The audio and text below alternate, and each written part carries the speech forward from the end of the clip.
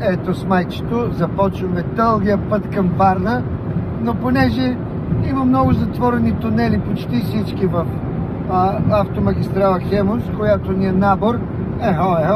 Наборе, няма минем по теб. Минаваме по автомагистрала Тракия. Магистрала, в кавички. Да, няма пътища, но театър има.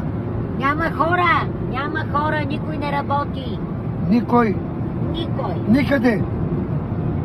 Поздравявам АПИ с тази хубава маркировка на автомагистрала Тракия. Да живее България! Ето поредното отклонение от магистралата. Сме на магистрала Тракия. Да, искаме да ви покажем поредното отклонение, което със съжаление ни забавя с още време.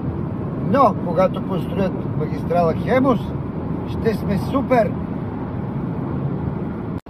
И ето поредния ремонт на автомагистрала Тракия. Единствената магистрала в България, която трудно може да бъде наречена магистрала. А това е Мая Бежанска. Ха-ха-ха-ха! Да преднато шофира. От всякъде изненади дебнат. Да, и пътят е дълъг, но затова пък много суров. Магистрала. Ето новата магистрала. Да, се строи, виждате работници навсякъде. Точно така. И ето тук по камъняка. Използваме момента да ви уведомим, че търсим която и да е марка кола, тъй като ние прави по 5000 км на месец, да видим колко ще издържи на българските пътища.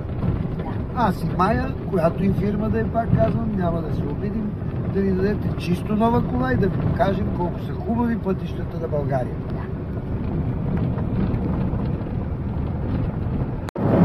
Ама има, ето и хубави пътища, значи може.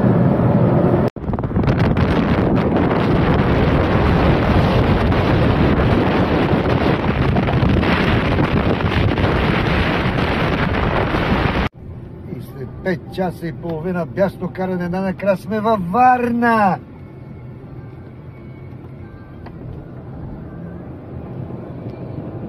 Варна, морето, сините. Отиваме на скъпото калканче, защото ни чакат приятели. Ще топнем кръченца в морето.